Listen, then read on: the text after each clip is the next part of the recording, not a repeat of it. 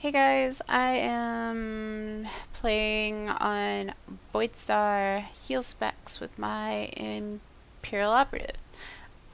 Why I'm doing a Voidstar video? Because Voidstar is a little bit different in 1.3. If you guys haven't seen, I don't know if these were on the public test server. Like I said, my access to the public test server has been really shaky lately, so I didn't try 1.3 at all. Um, so this was new to me, and this was new to quite a few of the people that I've been playing with. There's this giant fence now in the middle. So when you're coming out of your spawn gate, you have to be really aware of where you're needed, because you can't just go one side now and go, oh wait, I need to be on the other side, because then you have to go like all the way around this giant fence. Um, Originally, I thought that this would make the games go by a little bit faster, just simply because it's a little bit harder to just sit at the first gates and just like sit there for the full 7.5 minutes or whatever. But from what we kind of noticed, it's made the games a little bit longer. Uh, because since 1.3, every Voidstar I've done, we haven't gotten past the second set of doors, which is crazy. Like, I don't know. I don't know if they intended to make the gate a good thing for camping the first doors easier, or I don't know. It just doesn't make much sense. We're still trying to figure out how we feel about the giant fence. Don't know if it's a good thing. I wouldn't say right now that it's a bad thing. Um, so far 1.3 has been amazing to me. The group finder has been funny. There have been some funny groups with the group finder doing some hard modes. You find some interesting characters for these groups. Um, all the other little bitty things, augment things are really cool. Makes me glad that I kept my synth weaver and my armor mech, because like it's pretty easy to come across the augment mats, and it's pretty easy to make these augment kits. All you have to do is basically find like for the level 50 stuff, like a level 47 blue, and just grind those out and then reverse engineer them, and you get these Mark 6 mats for augment. It says like augment Mark 6 mats or something. And then after you get like 10 of them, you can start making the Mark 6 augment kits. With like, I think it's Zalaloy and Durastil and stuff like that. It's really easy mats, stuff that you can farm really easy doing your Corellia dailies or something like that. Really, if you have an armor mech, I haven't quite looked at it for my synth weaver, but I know my synth weaver can do it, and I think it's pretty much similar to how easy it is to obtain these mats. The augment thing just seems really cool. It makes wearing the gear that you want to wear for the game a lot more accessible. But my number one thing that I am most impressed by for 1.3 is the new relics. One of the largest problems everyone that I play with has had, DPS and healing, mostly DPS, is the lack of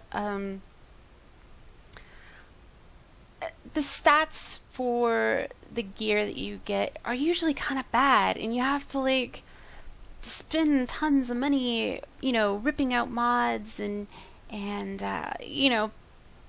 buying other classes gear and stuff like that, and it's really, really obnoxious. Well, with the new relics, instead of the Warzone relics being activated, and you get X amount of power or X amount of crit surge for a certain amount of time, you get these hard stats added to your character.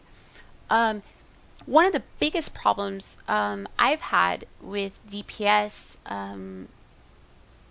gearing is it's a lot of accuracy and power.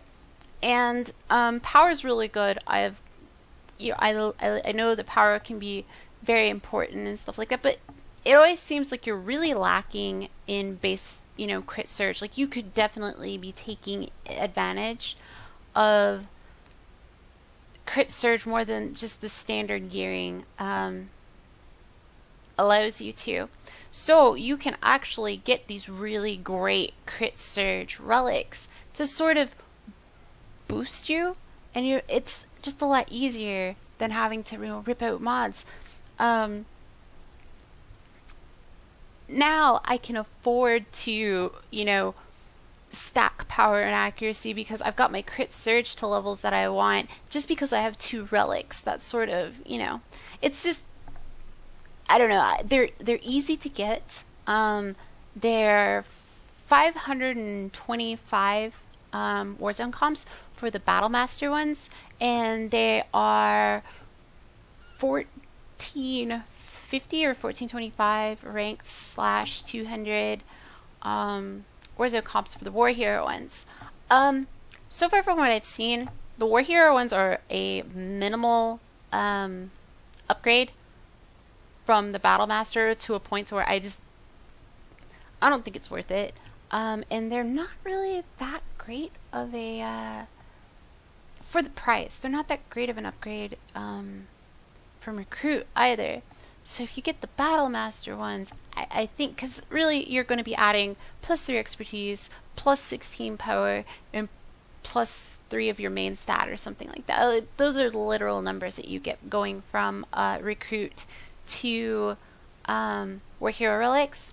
So these new relics, the Battlemaster ones seem to be the good ones, and they boost you like +65 crit and surge. So if you've been lacking crit and surge for your DPS class, these new Warzone relics are fantastic. And from what I've seen, the PvE relics aren't the same, but they last longer now, which is really, really cool. Just what they've done with relics overall is just, it seems really, really cool. One thing that I have noticed though, it seems like the matrix cubes aren't as viable in PvP. By the time you get these expertise upgrades, tons of whatever your secondary stats are, like if you're a tank and you want a lot of absorb, the amount of the secondary stats that you get don't really the main stat that you get from your matrix cube just doesn't compete anymore with these relics. So I think what BioWare has been trying to do is get people to use all PvP gear for PvP and all PvE gear for PvE, which makes sense. I haven't used the proc relic yet. We were going to try to do some numbers and kind of see how that goes, but I haven't respec'd back to DPS. I'll probably try to buy a proc relic for my operative once she's back in DPS spec, and I'll try to see if those are better. It's kind of hard to tell. I know that the proc relics are really good in PvE for certain encounters, and in certain encounters they're not. Like I did a lot of relic switching on my Shadow Who's balance spec and did only PvE with. We spent a lot of time just sort of, kind of getting the numbers right and what's more appropriate for certain situations. But so far, PvP gearing has seemed a lot more accessible.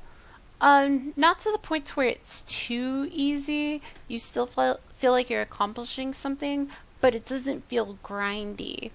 And something that a friend of mine told me was that he feels like he's playing a polished game now, and I couldn't agree more. Like, this update has really paved the way for a really great content patch coming up. Like, you can just see now, in my opinion, the vision that BioWare has now for the game. It's a lot clearer, it's a lot more polished, and I am really excited for the next content patch just because of how stable the game is now. Not to say that the game wasn't stable before, but there were just little things that were kind of nagging, kind of annoying, that would kind of frustrate me about the game. And now the game feels a lot more polished and just cleaner. There are a couple of things that I haven't quite gotten adjusted to. It is kind of weird to kind of figure out the timing on the new Warzone adrenals, because they boost your damage reduction by 15% for 15 seconds. And I know if someone's just wailing on you, you know, that's when you should use it, but like I just don't know quite, like, you know, it's like, well, I can only use one of these like every couple of minutes or something like that, you know. It's like, what do I do now, you know? There is a lot more situations with the Warzone adrenals the way they were, where you're just kind of like, well, I need to do a lot of damage right here, so I'm gonna pop a whole bunch of adrenals and do this, or, you know, I need to heal this group like super burst, so I'm gonna, you know, boost my expertise. It's not like that anymore. It's something I kind of have to get used to. A couple of other little things. There have been some glitches, maybe. They did this whole like performance optimization thing for the game, but it seems really wonky in Warzones. A lot of times, like if I'm force pulled or excessive knockbacks or something like that, I kind of I pinball around. Oh, I just hit my microphone. Yeah, I just kind of like pop around all over the map for a second. I end up somewhere completely different than where I was before, which is a little weird. And it's never done that before. And I went through all my settings to make sure that everything was, you know, on the up and up for my machine, and everything was okay. So I don't think it's on my end, and I've had friends of mine that I've been playing with say that they've experienced the same thing.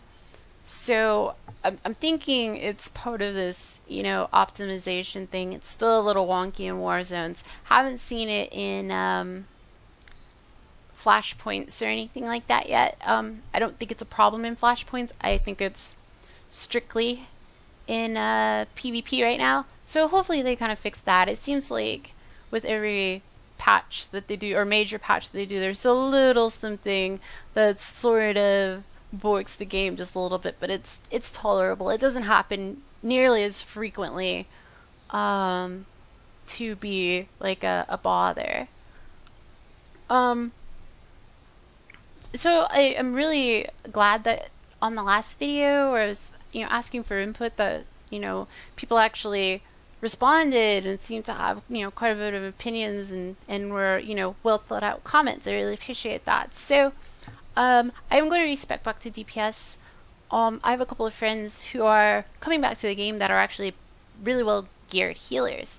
So we're going to try to put together a ranked team and sort of, you know, let me play in a position where I'll be having fun and the game will feel fresh and I'll be doing something a little bit different so I don't burn out of the game or anything. So that's going to be my focus. I will always come back to healing at some point, you know, for a one-off or something, because I really do enjoy healing in this game. It's very rewarding, especially in PvP. But yeah, I'm going to try to go back to DPS. Which I'm really excited about. Like, I want to do videos and stuff. Really funny though is I don't actually have a lot of healing gear. As you'll see here, I don't have a lot of healing gear for my operatives. So I'm actually healing in some enforcer gear, which is like accuracy and stuff, as you can see. And I'm still getting really good numbers. My first Warzone, I got like 640k in Enforcer's gear. So this is something that comes completely natural to me, but I'm going to be doing a lot more DPS from here on. So thanks everybody for watching, and I hope you all enjoy this, and I'll try to have more videos coming out as soon as I can. Thanks. Bye.